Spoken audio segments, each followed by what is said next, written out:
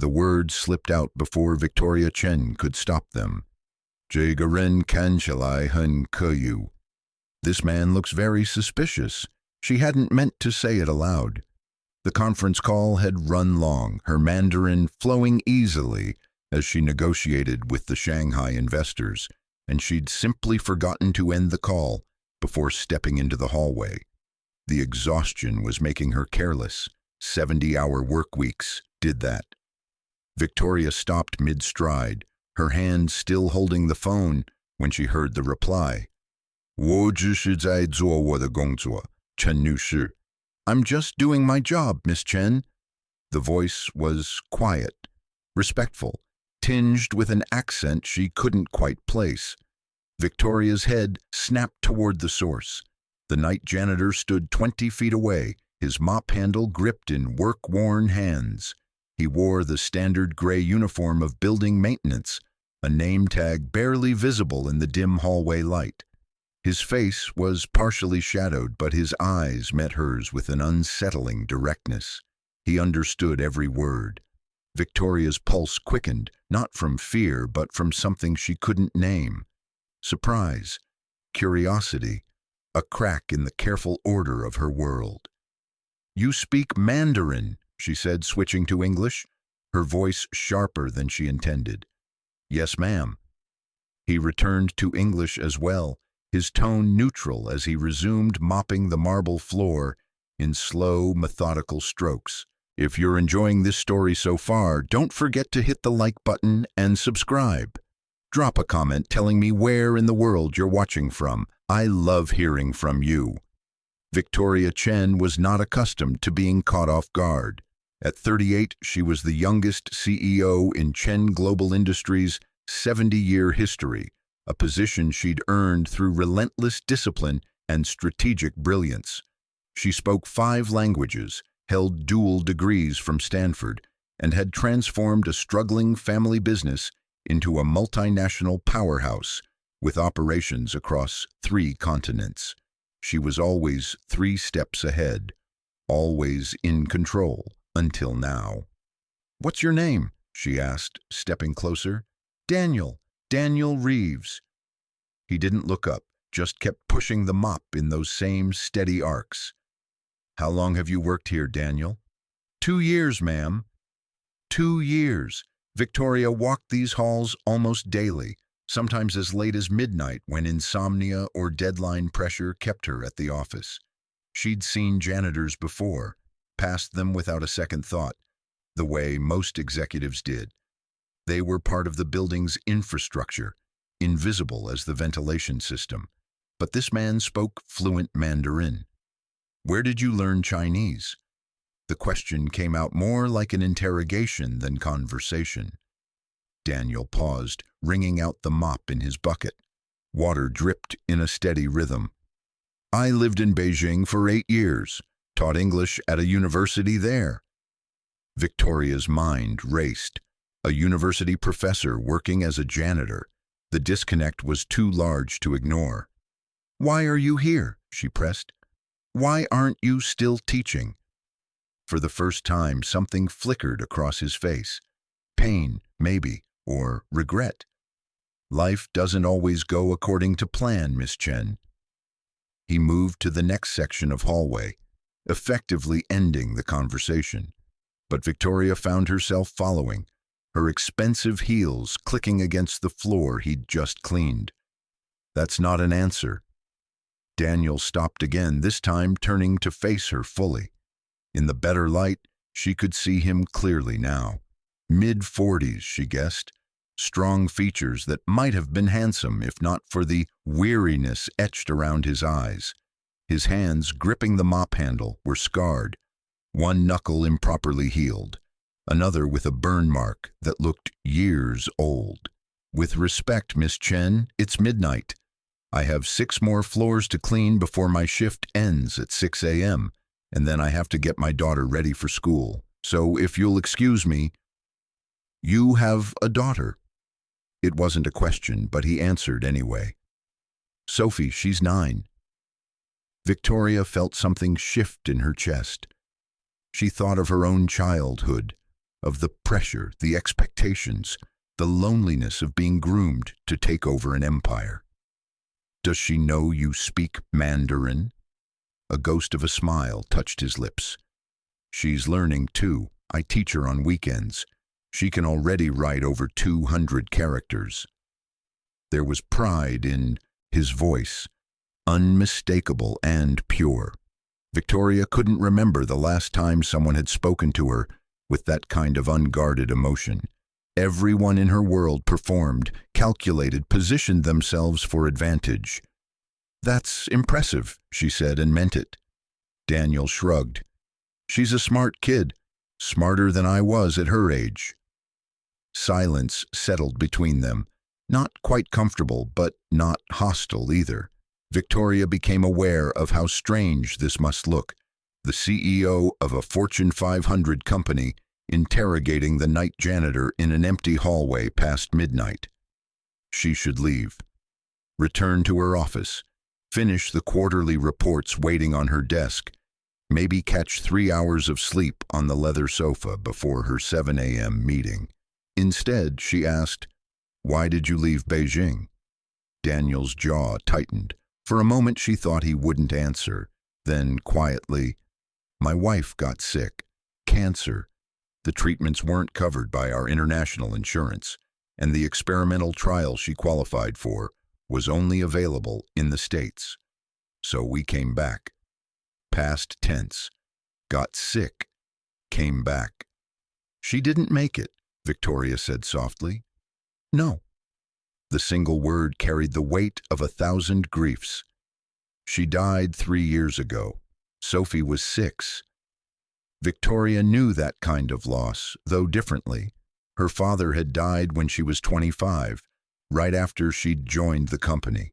A heart attack at his desk, surrounded by spreadsheets and stock reports. She'd found him there, still holding his reading glasses, a half-finished email glowing on his screen.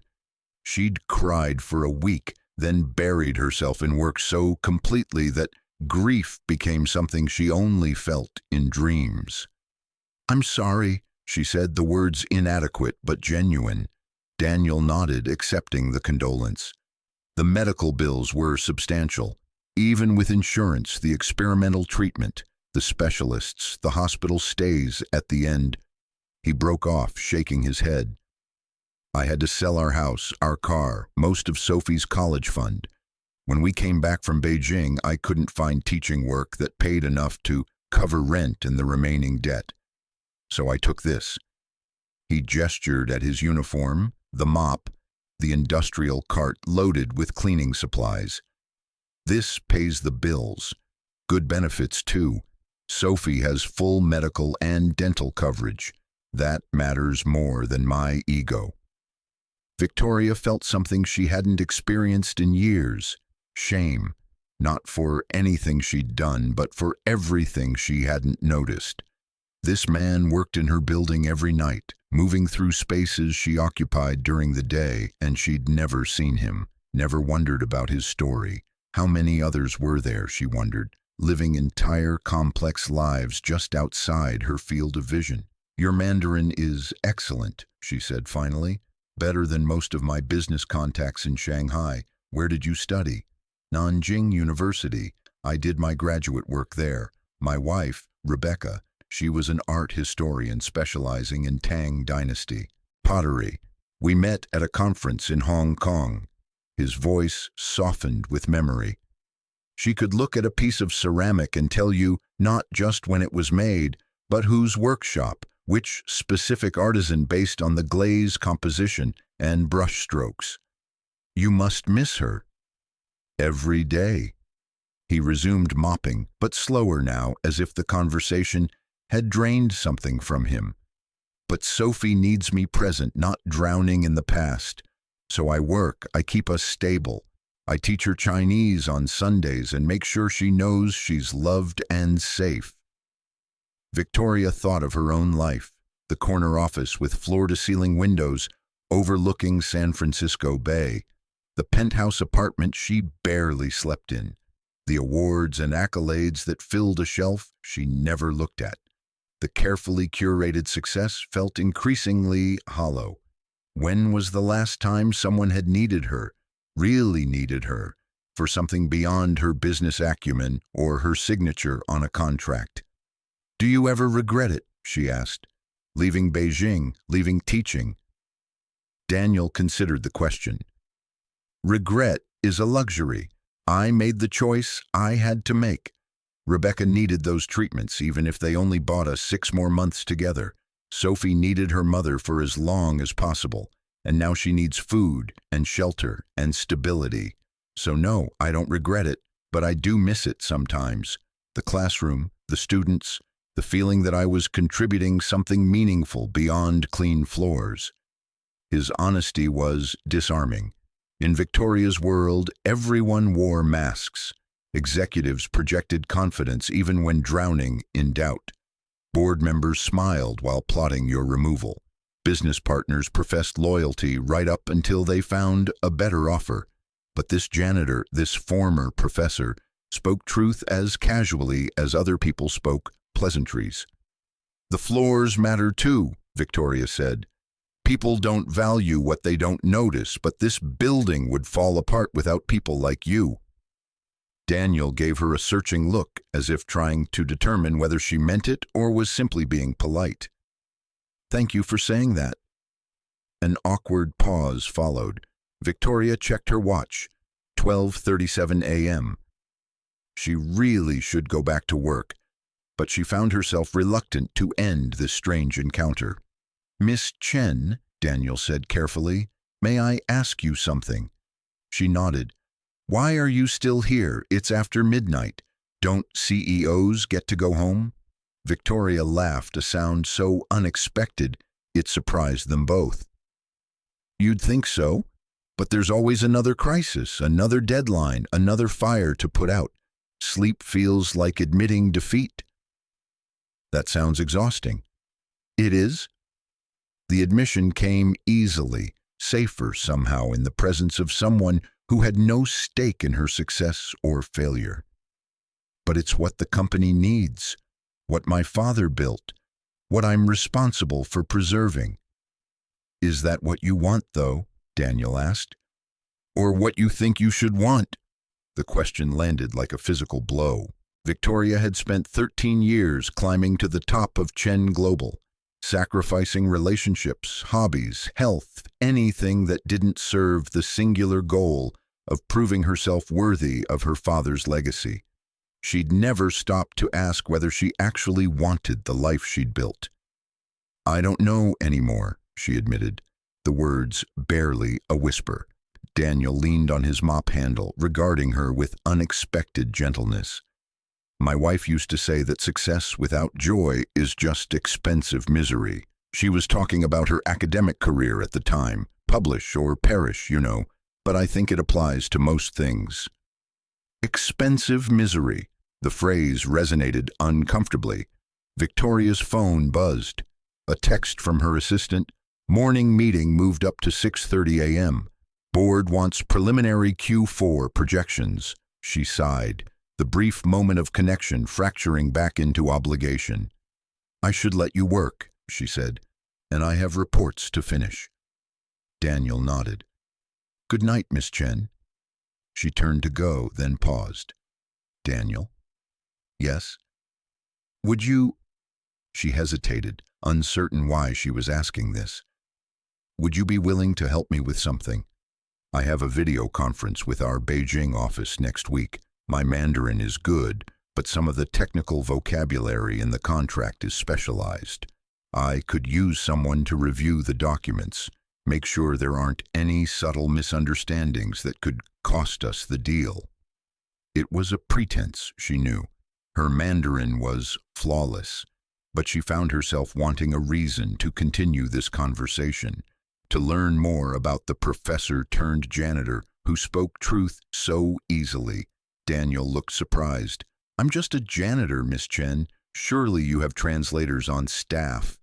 "I do, but they don't have 8 years of immersion experience in Beijing. They learned from textbooks. You learned from life." She pulled out her business card, held it out. "Think about it. It would be paid work, of course. Consultant rates. He took the card, studying it as if it were written in a language he didn't recognize. Why would you trust me with something this important? Because in the last 20 minutes you've been more honest with me than anyone else has been in the last 20 months. Victoria met his gaze steadily. And because I think you might be the only person in this building who doesn't want something from me. Something shifted in Daniel's expression. Surprise giving way to understanding, then something softer. I'll think about it, he said finally. Good. Victoria turned toward her office, then looked back one more time. And Daniel, your daughter is lucky to have you.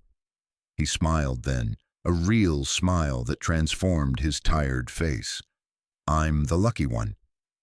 As Victoria walked away, her heels echoing through the empty corridor, she felt something she hadn't experienced in years, curiosity about another human being, not their net worth or their strategic value, but their story, their struggles, their quiet dignity in the face of impossible choices. Behind her, the sound of the mop resumed its steady rhythm. She didn't know it yet, but everything was about to change. 3 days passed before Victoria saw Daniel again. She told herself she wasn't looking for him, but she'd found excuses to work late each night, staying until well past 11.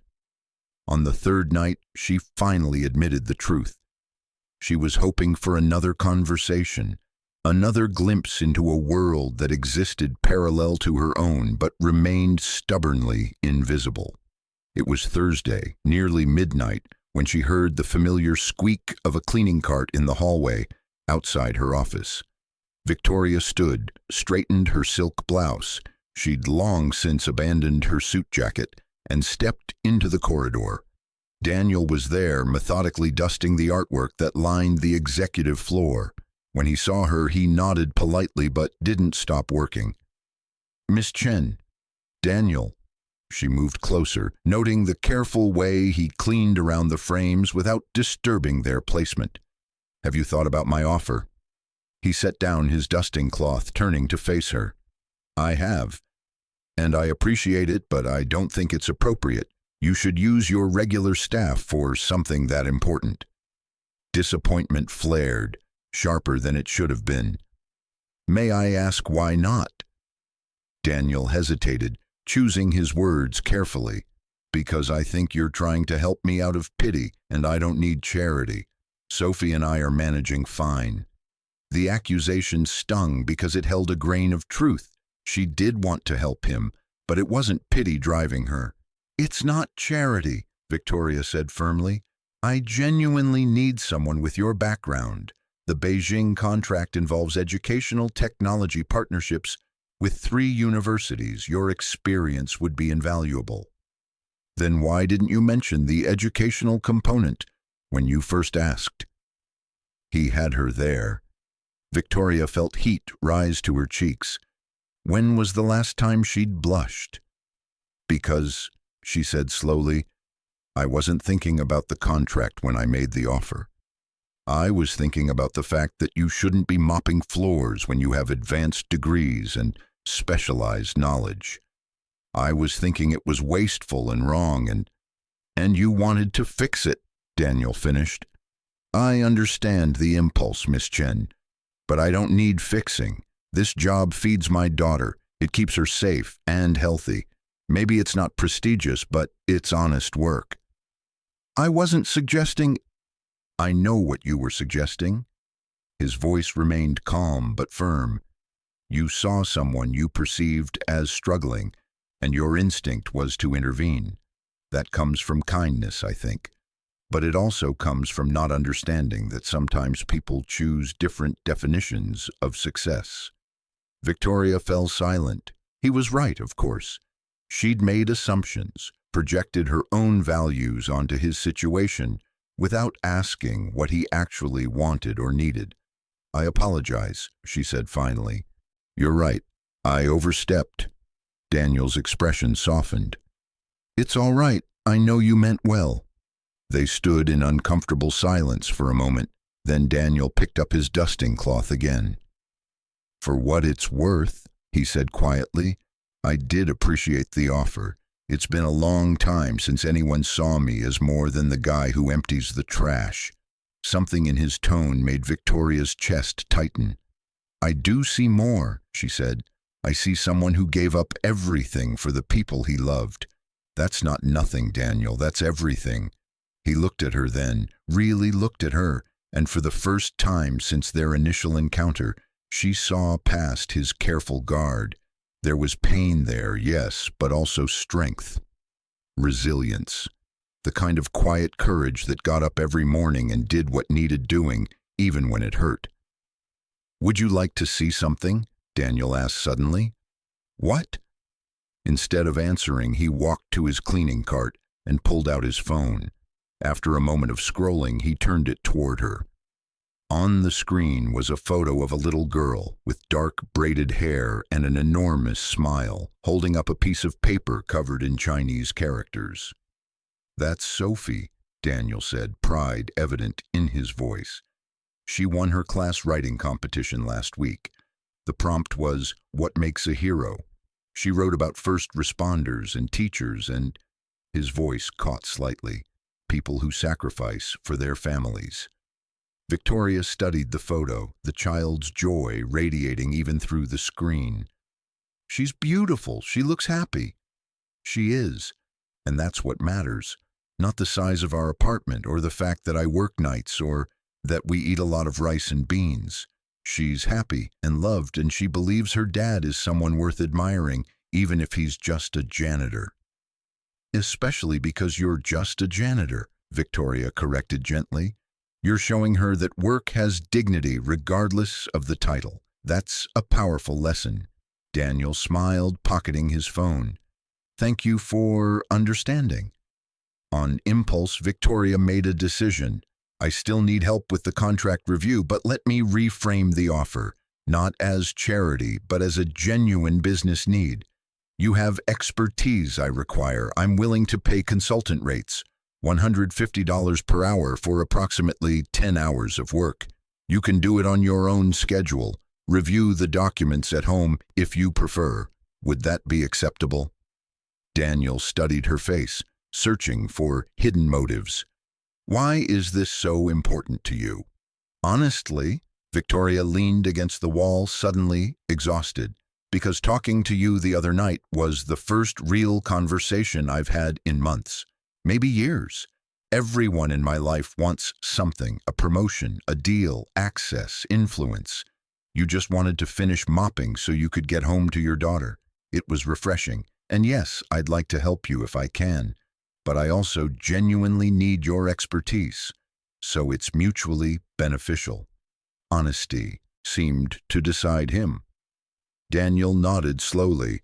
"All right, I'll review your documents. But if I don't think my input is actually useful, I'm telling you, and I'm not taking payment I didn't earn." "Fair enough." Victoria couldn't suppress her smile. "I'll have my assistant send the files to your personal email. Daniel, thank you." "Don't thank me yet. You haven't seen my notes." As he returned to his work and Victoria headed back to her office, she felt something unfamiliar. Anticipation. Not for a business outcome or a quarterly target, but for another conversation with someone who saw the world differently than she did. Someone who might help her remember what mattered beyond the next deal, the next acquisition, the next step up a ladder that seemed to lead nowhere but higher into isolation. In her office, Victoria pulled up the Beijing contract files. She really did need help with them, though perhaps not as urgently as she'd implied. But that wasn't the point anymore. The point was connection, understanding, a glimpse into a life defined by different measures of success, and maybe, just maybe, a chance to rediscover parts of herself she'd lost somewhere between Stanford and the executive suite. Her phone buzzed. Another late-night email from the board chair. "Need your approval on the Singapore merger terms by morning." Victoria sighed, opened her laptop, and got back to work. but for the first time in years, she found herself looking forward to midnight. This is where part 1 ends. Would you like me to continue with part 2, the investigation and connection? The email arrived at 2:47 a.m. Victoria had finally left the office around 1:30, driven home by her usual car service, and collapsed onto her bed, still wearing her work clothes. Sleep came fitfully, interrupted by the persistent buzz of her phone on the nightstand. She reached for it with one eye still closed, expecting another emergency from Tokyo or Frankfurt. Time zones meant crises could erupt at any hour. Instead, she found an email from an address she didn't recognize, dreves.consultingeggmail.com. The subject line read, Beijing Contract, Initial Review Notes. Victoria sat up fully, sleep evaporating. She'd only sent Daniel the files 18 hours ago, late yesterday afternoon. She hadn't expected anything back for at least a week. She opened the email. Miss Chen, I've completed a preliminary review of the Educational Technology Partnership documents. I found several areas of concern that I've detailed in the attached annotated document. The most significant issues relate to clauses 7.3 and 12.8, where the Chinese phrasing could be interpreted very differently than I believe you intend. Specifically, the term Hei Zuo Qi Xian, cooperation period, in clause 7.3 uses language that suggests a binding indefinite partnership rather than the 5-year term specified in the English version. This could expose Chen Global to long-term obligations you may not have anticipated. Additionally, Clause 12.8's intellectual property provisions contain an ambiguity in the phrase Gong Tong Kai Fa, jointly developed, that could give your Chinese partners claim to proprietary technology your company develops independently. I've highlighted 8 other areas requiring clarification, though these 2 are the most critical. If you'd like to discuss these findings, I'm available after 7 p.m. most evenings or on Sunday afternoons. Respectfully, Daniel Reeves. Victoria opened the attachment, her heart rate accelerating as she scanned his notes. They were meticulous, professionally formatted, and devastating. He was absolutely right. Her legal team had missed these nuances completely. The translators she'd hired had provided literal translations without catching the contextual implications that only someone with deep cultural and linguistic immersion would recognize. If she'd signed this contract as written, Chen Global could have been locked into an indefinite partnership with vague IP ownership terms. The financial exposure could have run into hundreds of millions. Victoria stared at her phone screen, a cold feeling settling in her stomach. Daniel had just saved her company from a catastrophic mistake, and he'd done it in less than a day, working around his janitorial shift and single parenting responsibilities. She looked at the clock. 2:53 a.m. Too late to call. Too early to wait. She typed a response. Daniel, your analysis is exceptional and exactly what I needed. You've identified vulnerabilities my entire legal department missed. Can we meet tomorrow, today, technically, to discuss this in detail? I'll clear my afternoon schedule. Name the time and place that works for you. This is exactly why I needed your expertise. Thank you. Victoria. She hit send before she could second-guess the informal sign-off, then lay back against her pillows, mind racing. Who was this man, really? A janitor with advanced degrees was unusual enough, but someone who could perform this level of contract analysis in the middle of the night while raising a daughter alone and working a full-time manual labor job, that was extraordinary. Victoria's phone buzzed again. Daniel had replied already. I'm glad the notes are helpful. I can meet Sunday afternoon at 2 p.m. if that works for you. There's a coffee shop near my apartment, Morningside Cafe on Hayes Street. Sophie has a playdate then, so I'll have a few hours free. Sunday, 2 full days away. Victoria felt an irrational flash of impatience. She was accustomed to immediate responses, same-day meetings, problems solved in real time. But Daniel had a life, responsibilities, a daughter who came first. The novelty of that, of someone who wouldn't rearrange their world around her schedule, was oddly appealing. Sunday at 2 p.m. works perfectly. I'll see you at Morningside Cafe. And Daniel, this review is worth far more than our agreed rate. I'm adjusting your compensation accordingly. His response came quickly. I did the work we agreed on. The original rate is fair. Victoria smiled despite herself. When was the last time someone had turned down more money? We'll discuss it Sunday, she typed back, then set down her phone and tried to return to sleep. But her mind wouldn't quiet. She kept thinking about Daniel's notes, the precision of his analysis, the care evident in every comment and suggestion, and beneath that, something more personal, curiosity about the man who'd walked away from an academic career, who worked nights to support his daughter, who reviewed complex contracts at 2 a.m. with the same meticulous attention he brought to mopping floors. What had his life been like before? What did he want for his future? What did he think about during those long night shifts, alone with his mop and his thoughts in empty office buildings? Victoria found herself wanting to know the answers with an intensity that felt almost uncomfortable. She rolled over, pulled the blanket up to her chin, and forced herself to close her eyes. Sunday felt very far away. The next morning, Friday, Victoria arrived at the office at 6:15, running on 3 hours of sleep and determination. Her assistant, Margaret, looked surprised to see her so early. Margaret was 56, unflappable, and had worked for Victoria's father before his death. She knew the company inside and out, which made her invaluable and occasionally uncomfortably perceptive. "You're here early," Margaret observed, handing Victoria her usual almond milk latte. "The board meeting isn't until 9. "I need you to find someone for me," Victoria said, settling behind her desk. "Daniel Reeves. He works in building maintenance, night shift. I need his employment file, background information, anything on record." Margaret's eyebrows rose a fraction. "The janitor?" "Yes. May I ask why?" Victoria hesitated. She could explain about the contract review, the consulting work, but something made her want to keep that private, at least for now. "He has the expertise I need for the Beijing deal. I want to understand his background better." Margaret didn't look convinced, but she nodded.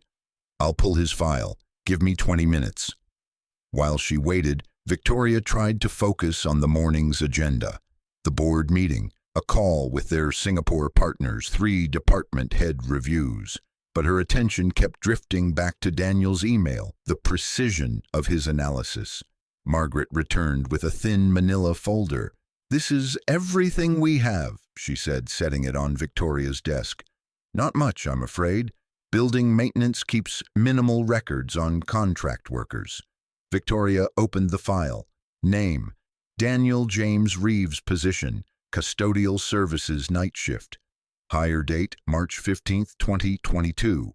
Emergency contacts: Sophie Reeves, daughter, age 9.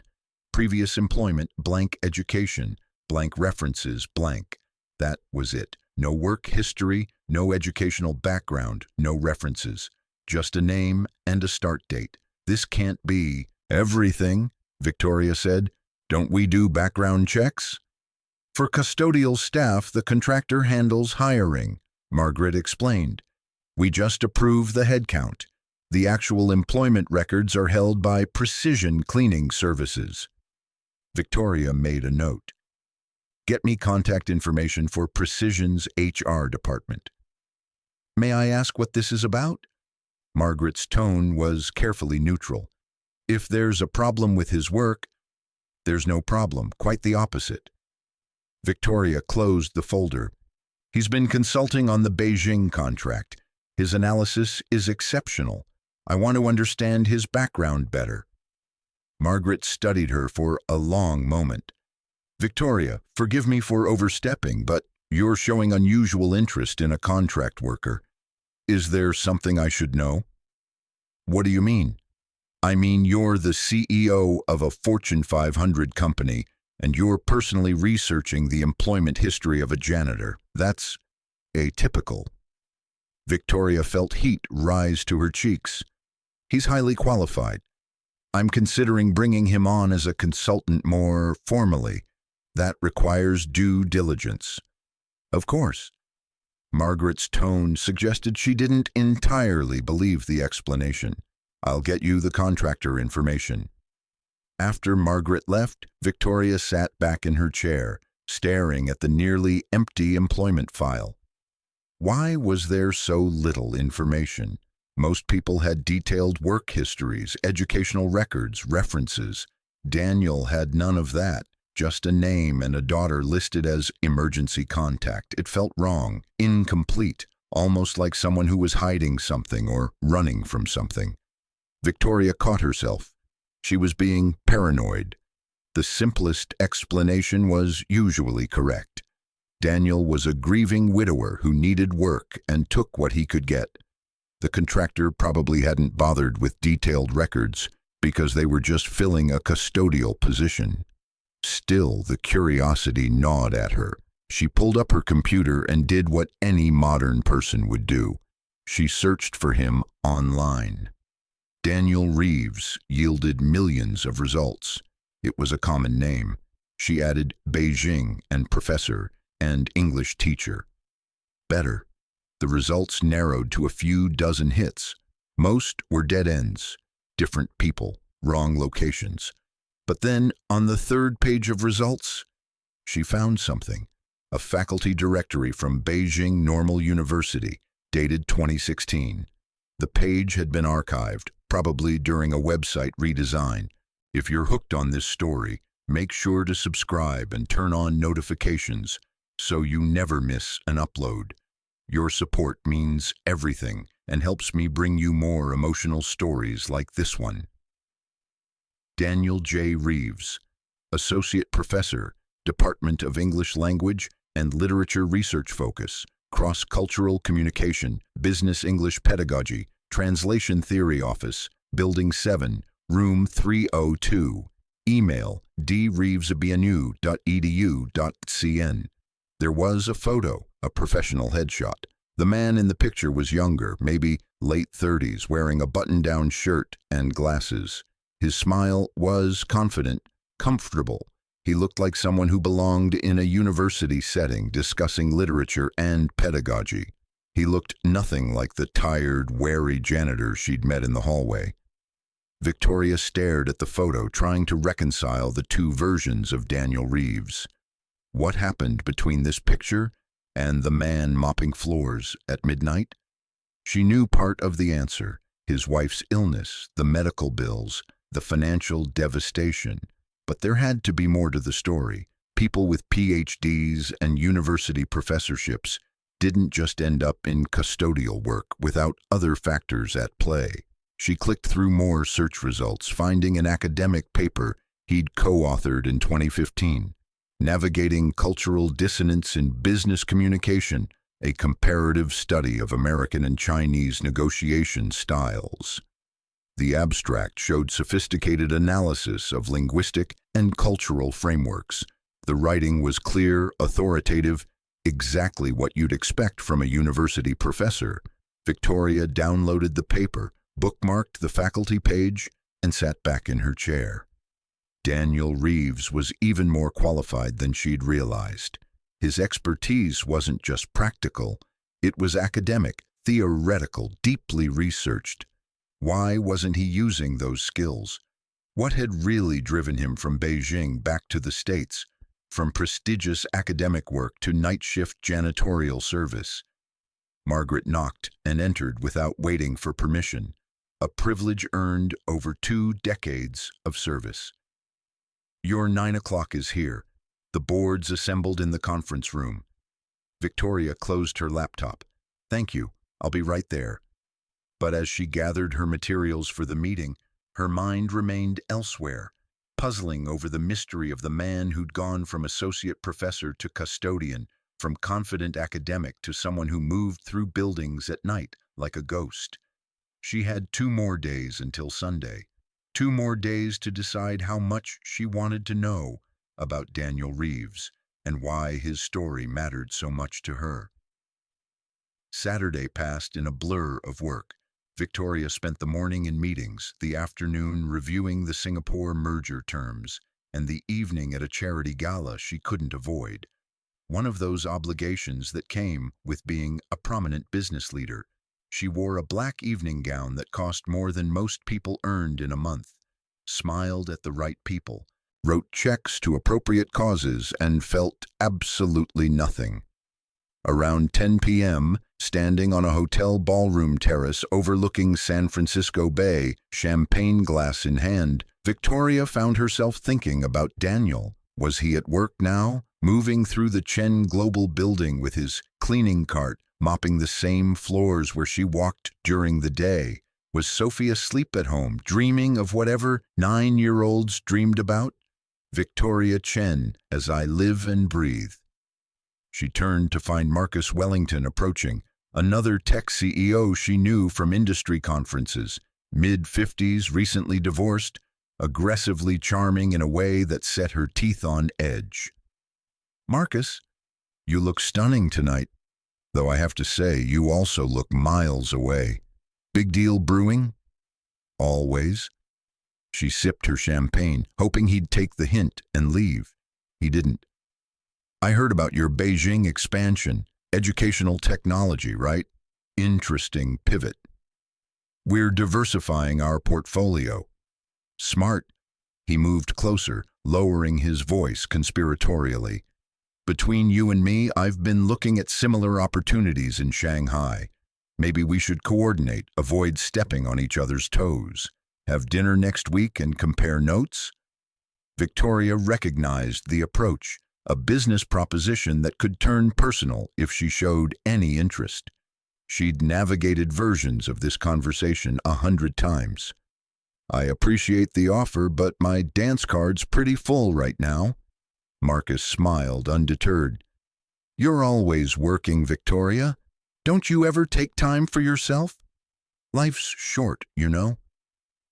"My wife used to say that success without joy is just expensive misery," Daniel's words echoing in her mind. Victoria looked at Marcus, successful, wealthy, connected, and completely uninteresting. She could have dinner with him, maybe let it turn into something casual and uncomplicated.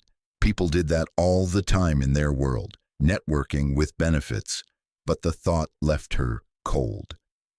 "I should get back inside," she said. "Early morning tomorrow." "On a Sunday?" Marcus laughed. "You really don't stop, do you?" "Not usually, no." She left him on the terrace, returned to the ballroom long enough to make a polite exit, and had her driver take her home. In her penthouse apartment, sleek, modern, professionally decorated, Victoria changed out of her gown and into comfortable clothes. Through the floor-to-ceiling windows, the city sparkled below, beautiful and distant. She poured herself a glass of wine, settled onto her designer couch, and pulled out her phone. The academic paper Daniel had co-authored was still in her downloads. She opened it and started reading. The writing was excellent, clear, insightful, showing both deep cultural knowledge and analytical rigor. He made complex concepts accessible, drawing on specific examples from business negotiations he'd observed and studied. There was a co-author, Dr. Rebecca Huang Reeves, his wife. Victoria felt something twist in her chest. She searched for Rebecca's name, found an obituary from 3 years ago. Dr. Rebecca Huang Reeves, 39, beloved art historian and scholar, passed away on October 17, 2022, after a courageous battle with ovarian cancer. Dr. Huang Reeves was a specialist in Tang Dynasty ceramics and taught at Beijing Normal University. The obituary went on, listing accomplishments, publications, conference presentations. There was a photo, a beautiful woman with an intelligent face and warm smile, standing in what looked like a museum gallery. She is survived by her husband, Daniel Reeves, and daughter Sophie, age 6. Victoria set down her phone, blinking back unexpected tears. 6 years old. Sophie had been 6 when she lost her mother. Daniel had been 39, the same age Victoria was now, when his world collapsed. She tried to imagine it, watching someone you loved die slowly, selling everything you owned to buy a few more months together, then starting over alone with a grieving child, taking whatever work you could find because pride didn't feed a daughter or provide health insurance. How did someone survive that without breaking completely? And yet Daniel seemed stable, functional, even content in some ways. He spoke about Sophie with pride and love. He did his work with quiet dignity. He'd somehow found a way to keep living, keep being a father, keep moving forward. Victoria thought about her own grief after her father died. She'd had resources, money, status, the company itself as a distraction. She'd never had to worry about paying bills or keeping a roof over her head. Her grief had been private, cushioned by privilege. Daniel had no such buffer. He'd lost everything except his daughter, and somehow that had been enough to keep him going. The contrast made Victoria feel small and soft, like she'd been living life on an easy setting she'd never acknowledged. She finished her wine, set the glass aside, and checked the time. 11:40 p.m. In 9 hours, she'd see Daniel again. The anticipation she felt wasn't professional curiosity anymore, if it ever had been. It was something more personal, more vulnerable. She wanted to know him, not as a consultant, not as an employee, but as a person. Someone who'd survived impossible losses and rebuilt a life defined by different values than her own. Someone who might help her understand what she'd been missing in her relentless pursuit of success. Victoria rose, brushed her teeth, and climbed into bed. Tomorrow felt important in a way she couldn't quite name, and for the first time in years, she felt nervous about something that had nothing to do with business. Sunday afternoon arrived bright and clear. Victoria changed outfits 3 times before finally settling on casual but polished. Dark jeans, a cream cashmere sweater, understated jewelry. She left her hair down instead of in its usual sleek bun. Professional meeting attire, she told herself. Nothing more. The woman staring back from her mirror looked softer somehow, younger, less like a CEO and more like a person. She left her apartment at 1:30, walked the 12 blocks to Hayes Street, even though she could have taken a car, and arrived at Morningside Cafe at exactly 1:58 p.m. The cafe was cozy, filled with mismatched furniture and local artwork on exposed brick walls. The air smelled like fresh coffee and baking bread. Most of the tables were occupied, couples reading newspapers, students working on laptops, a mother feeding pieces of muffin to a toddler in a high chair. Victoria spotted Daniel immediately. He sat at a corner table, already working on a laptop that looked several years old. He wore jeans and a gray sweater, glasses she hadn't seen before perched on his nose. A coffee cup sat at his elbow, mostly empty. He looked up as she approached, and something flickered across his face. Surprise, maybe, at how different she looked outside the office. "Miss Chen," he started to stand. "Please sit and call me Victoria, at least outside work." She settled across from him, setting her bag on the floor. "Have you been waiting long?" "Just a few minutes. I got here early and started reviewing some additional sections of the contract." He gestured at his laptop screen. "I found a few more things we should discuss." "Of course you did." Victoria couldn't help smiling. "Do you ever stop working?" "Says the woman who responds to emails at 3 a.m. "Fair point." A waitress appeared, young, cheerful, with bright blue hair. "What can I get you?" "Cappuccino, please, and whatever pastry you recommend." The almond croissants are fresh. Just came out 10 minutes ago. Perfect. After the waitress left, an awkward silence settled. This felt different than their hallway conversations, more deliberate, more intimate somehow. They were choosing to spend time together, not just crossing paths during late-night work. Daniel broke the quiet. You didn't have to adjust my payment. The original rate was fair. Your work saved my company from a potentially catastrophic contract. The original rate was insultingly low. Victoria leaned forward. I revised it to 200 per hour for the hours you've already worked, plus a bonus for the value you provided. You'll see the payment in your account Monday morning. Daniel looked uncomfortable. That's too much. It's exactly right. This is what consultants with your expertise charge, Daniel. Actually, it's less than some of them charge, and you're better than most of them. I'm not a consultant. I'm a janitor who speaks Chinese. You're an associate professor with a PhD who has 8 years of immersion experience in Beijing and deep expertise in cross-cultural business communication. Victoria held his gaze. I looked you up, found your faculty page at Beijing Normal, your published papers, your research areas. Something shifted in his expression, surprise giving way to wariness. You researched me. I did due diligence on a potential consultant. She kept her tone professional, even as she felt the ground shift beneath their interaction.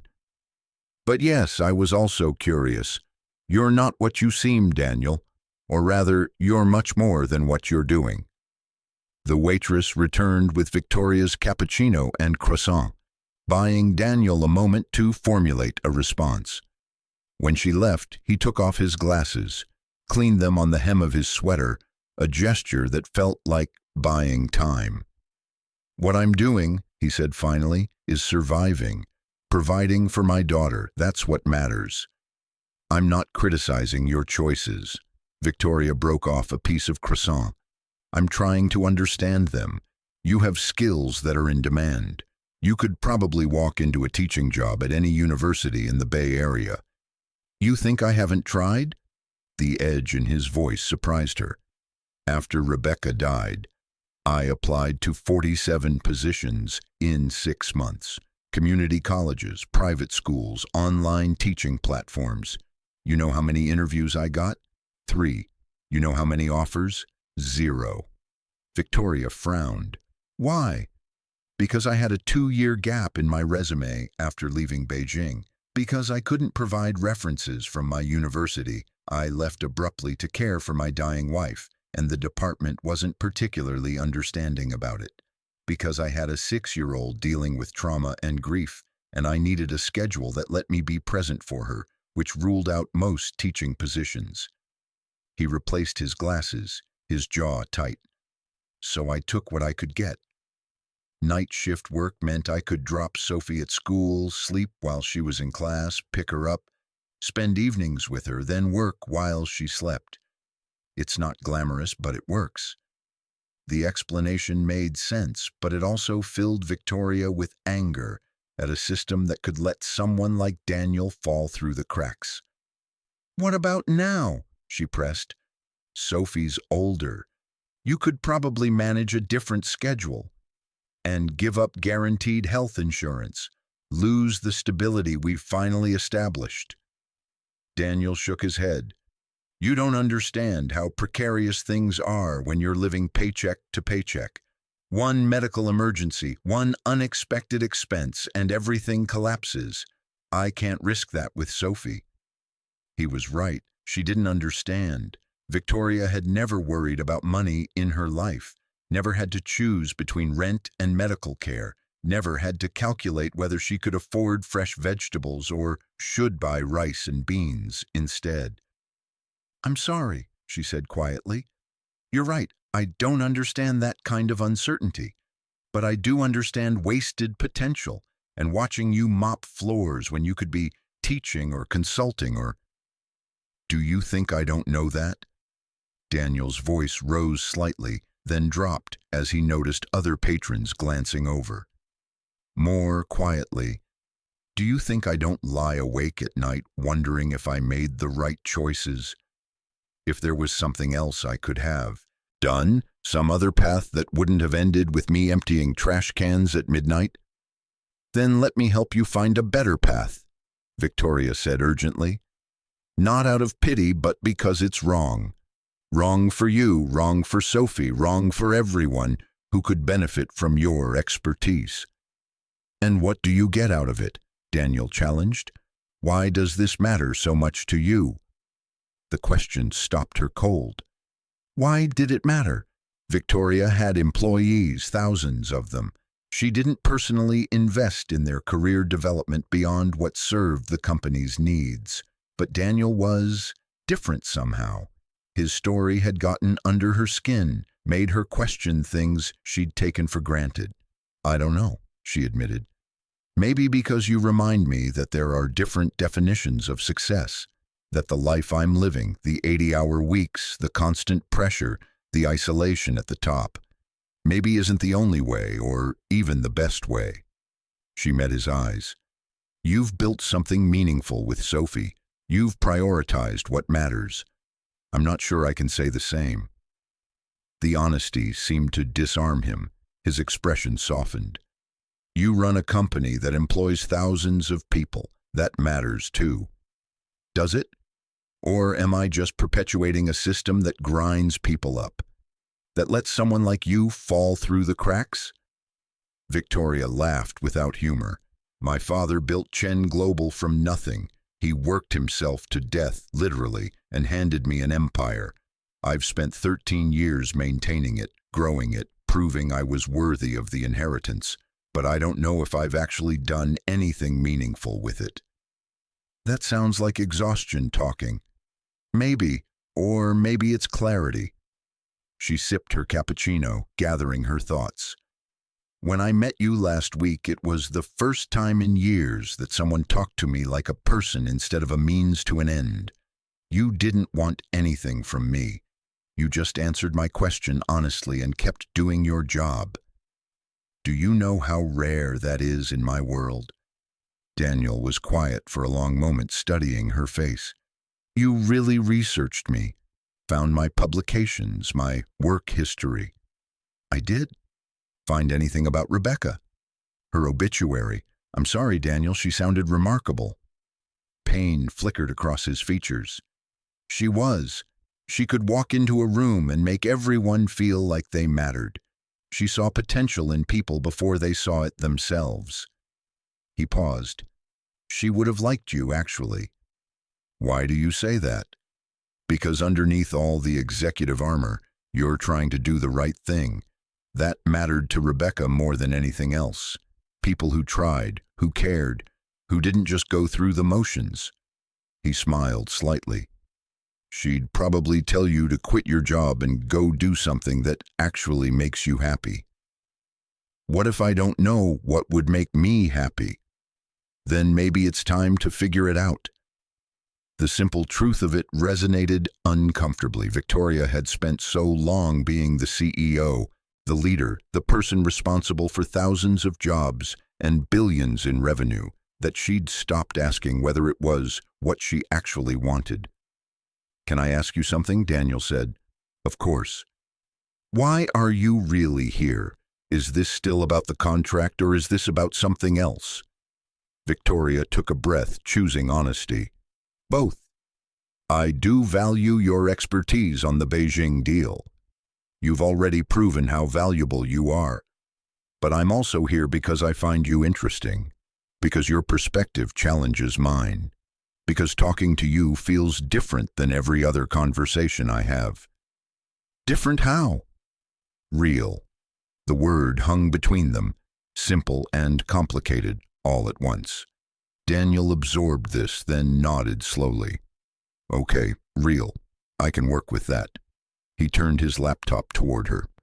"So let me show you what else I found in the contract, and then maybe you can tell me more about what you're actually trying to accomplish in Beijing beyond the business objectives." "What do you mean?" I mean you're negotiating educational technology partnerships with 3 universities. But what's the actual goal? Is it profit, market expansion, social impact? Because the approach should differ depending on the answer. Victoria blinked.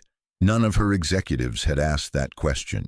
They'd focused on revenue projections, market share, strategic positioning, but Daniel had cut straight to purpose. I don't know, she admitted. The board sees it as diversification, a hedge against volatility in our core markets. But maybe it could be more than that. Then let's figure out what more looks like, Daniel said. And for the next 2 hours, they did. They talked about the contract, yes, Daniel walking her through linguistic nuances and cultural considerations she'd never have caught on her own. But they also talked about education, about opportunity, about what technology could actually do to improve learning outcomes versus what was just profitable window dressing. Daniel spoke passionately about pedagogy, about students he'd taught in Beijing who'd transformed their lives through education. Victoria found herself sharing stories about her father, about the pressure she'd felt to honor his legacy, about the loneliness of leadership.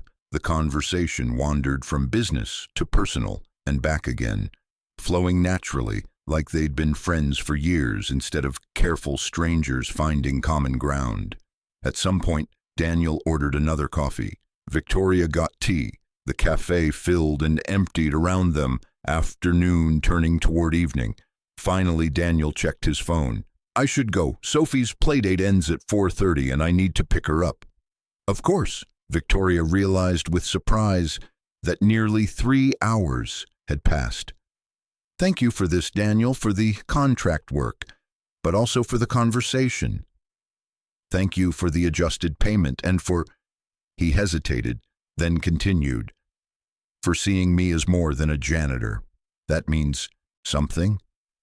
They stood gathering their things. At the cafe door, they paused. Victoria, Daniel said carefully, I'm not sure what this is exactly, this conversation, this connection, but I want you to know I appreciate it, whatever it becomes. So do I, she replied. He left first, heading toward wherever Sophie's playdate was. Victoria watched him go, then started the walk back to her apartment. The city felt different somehow, brighter, more alive. Or maybe she was different, more aware, more present, more willing to question the life she'd built on autopilot. Her phone buzzed. A text from Margaret. The Singapore merger hit a snag. They want to renegotiate terms. Conference call scheduled for tomorrow morning at 6 a.m. Victoria sighed, back to reality, but as she climbed the stairs to her building, she found herself smiling. Real, she'd said. This felt real in a way nothing else had in a very long time, and she wanted more of it. 6 weeks later, Victoria stood in front of her bathroom mirror at 5:47 a.m., tying her hair back when she realized something had changed. She was smiling, not the polished CEO smile she wore to board meetings, but something genuine, something that came from anticipation rather than obligation. In 90 minutes, she had a video conference with the Beijing partners, the final contract signing after weeks of Daniel's meticulous revisions. But that wasn't why she was smiling. Tonight, she was having dinner with Daniel and Sophie. It had started small. Another coffee meeting to review contract addendums. Then Daniel mentioning Sophie's school project on Chinese culture, and Victoria offering to share some artifacts from her father's collection. That had led to an afternoon at Victoria's apartment, Sophie's eyes wide as she carefully examined a Tang Dynasty ceramic piece, while Daniel hovered nervously nearby. It's okay, Victoria had laughed. It's meant to be appreciated, not locked away. Sophie had looked up at her father. Can I really touch it?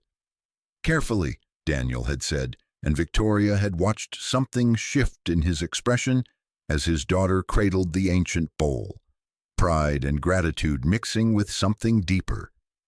After that, the boundaries had blurred naturally, Daniel consulting on 2 more contracts, Victoria joining them at a Saturday morning dim sum place Daniel loved. Sophie teaching Victoria basic calligraphy while Daniel made tea in Victoria's kitchen, comfortable in her space in a way that felt both strange and right. The board had noticed. Margaret had definitely noticed. "You've been different lately," her assistant had observed last week. "Lighter somehow." Victoria hadn't known how to explain that a janitor and his 9-year-old daughter were teaching her what mattered more effectively than any business school or leadership retreat ever had. Her phone buzzed. A text from Daniel. "Sophie insists we're bringing dessert tonight. Apparently your apartment needs cookies. Fair warning, she's making them herself." Victoria typed back, "I have never needed cookies more. Tell her to make extra." She finished getting ready, grabbed her briefcase, and headed to the office. The Beijing call went smoothly. Daniel's revisions had transformed a problematic contract into something genuinely beneficial for both parties. The Chinese partners even commented on the cultural sensitivity reflected in the language. After the call, Victoria did something unprecedented. She left the office at 3 p.m. Margaret stared. "Are you feeling all right? I have plans tonight." "With the Reeves family?" Victoria paused at the door. "Yes. Is that a problem?" Margaret smiled, a real smile, warm and knowing. "Not at all. Your father would be pleased, I think. He always said business was about people, not just profits. I think you're finally understanding what he meant." Daniel's apartment was small but immaculate, filled with Sophie's artwork and photographs of Rebecca. Victoria arrived at 6:30, carrying wine she suspected was too expensive but couldn't help choosing. Sophie answered the door, flower in her hair and chocolate on her cheek. "Victoria, we made triple chocolate cookies and I only dropped one on the floor, but Dad said we couldn't serve it to you even though the 5-second rule should apply." "The 5-second rule definitely does not apply to CEO guests," Daniel called from the kitchen. He appeared in the doorway wearing jeans and a casual shirt, looking more relaxed than Victoria had ever seen him. "Come in. Fair warning, the apartment is small and Sophie's been narrating cookie making like a Food Network host for the past hour." "I heard that." Sophie took Victoria's hand, pulling her inside. "Come see my room. I finished the calligraphy piece you helped me with." Victoria let herself be led through the modest apartment. Neat, warm, filled with books and evidence of a life built carefully around what mattered. Sophie's room was a riot of color, drawings covering every wall, a desk piled with homework and art supplies, a shelf of well-loved books. The calligraphy piece hung above her bed, carefully framed. "Gia, home." "It's beautiful," Victoria said softly. "Dad says home isn't a place, it's a feeling." Sophie looked up at her seriously. "Do you feel that way too?" Victoria thought about her penthouse apartment with its designer furniture and perfect views. She'd lived there for 5 years and never once felt what she felt in this cramped room with its hand-drawn pictures. "I'm learning to," she said honestly. At dinner, simple pasta that Daniel made from scratch, while Sophie set the table with careful precision, Victoria watched the easy rhythm between father and daughter. The inside jokes, the comfortable silences, the way Daniel listened to Sophie's stories about school with complete attention. This was what she'd been missing, not the trappings of success, but connection, purpose beyond profit margins. "Victoria," Sophie said, suddenly twirling pasta on her fork, "Dad says you're teaching him it's okay to want more than just okay. What does that mean?" Daniel's face is colored. "Sophie, that was a private conversation." "It's all right," Victoria interrupted. She looked at Sophie seriously. "It means your dad is one of the smartest, most capable people I've ever met. And I think he's been so focused on taking care of you, which is wonderful, that he forgot he's allowed to have dreams, too." "What kind of dreams?" "Teaching again," Daniel said quietly. "Maybe writing. things I gave up that I'm starting to think I could find a way back to. He met Victoria's eyes. Someone reminded me that it doesn't have to be either or, that I could do what I love and still be the father Sophie deserves. You're already the best dad, Sophie said matter-of-factly, but I think you should teach again. You're really good at explaining stuff. After dinner, while Sophie worked on homework at the kitchen table, Daniel and Victoria cleaned up together. The domestic normalcy of it, passing dishes, loading the dishwasher, their shoulders occasionally brushing, felt momentous. I have a proposition, Victoria said finally, and I need you to hear me out before you say no. Daniel dried his hands, leaning against the counter. Okay. Chen Global is launching an internal education program, executive training, language courses, cultural competency. We're bringing it in-house because our current contractors are overpriced and underqualified. She took a breath. I want you to direct it. Full-time position, competitive salary, benefits, flexible schedule. You design the curriculum, hire instructors, oversee implementation. Daniel stared at her. Victoria, you'd be using your actual expertise. You could stop working nights. You'd see Sophie more, and you'd be helping create something meaningful. Better training means better leaders, means better decisions that affect thousands of people. You're creating a position for me. I'm creating a position the company needs, and you're the best person for it. There's a difference. Is there? But his voice was gentle, not accusatory. Victoria moved closer. 6 weeks ago, I was working 80 hours a week, sleeping in my office, measuring my life in quarterly reports. I was successful and miserable and didn't even realize it. She held his gaze. You changed that. You and Sophie both. You reminded me that life is supposed to be about more than just the next deal. I want to build a company that reflects that, where people like you don't fall through the cracks, where success includes actually living. That's a big change. So change with me. Help me make it real. Daniel was quiet for a long moment, his eyes searching hers.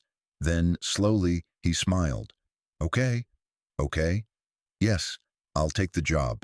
He laughed, the sound surprised and genuine. Rebecca always said the universe puts people in your path when you need them most. I think you were put in mine, or I was put in yours, maybe both. Victoria felt something bloom in her chest, hope, maybe, or possibility. I think you're right.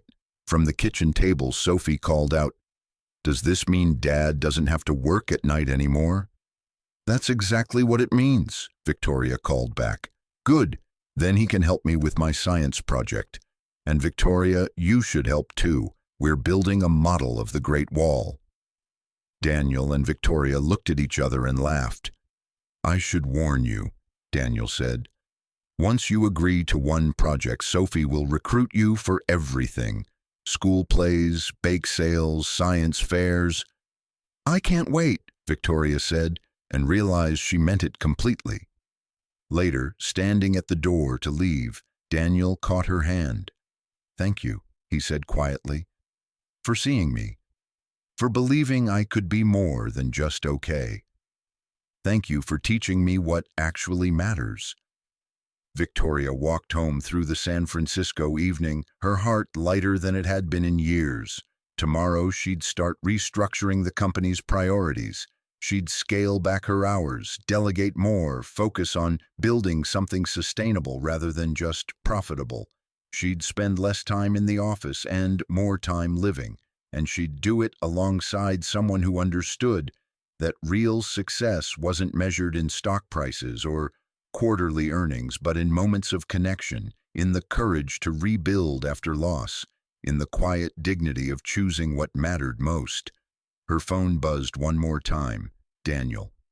Sophie says you're officially part of our family now. Fair warning, that comes with mandatory Sunday dim sum attendance. Victoria smiled, typing back, I wouldn't miss it.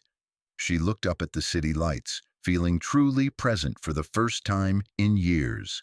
Everything had changed, and it had started with a single overheard comment in a hallway at midnight and a janitor brave enough to answer in Mandarin. Sometimes the people who change your life show up in unexpected places. Sometimes all you have to do is notice them. Thank you so much for watching until the end. If you loved this story, check out the other videos on your screen now. I think you'll really enjoy them. And don't forget to subscribe if you haven't already. See you in the next story.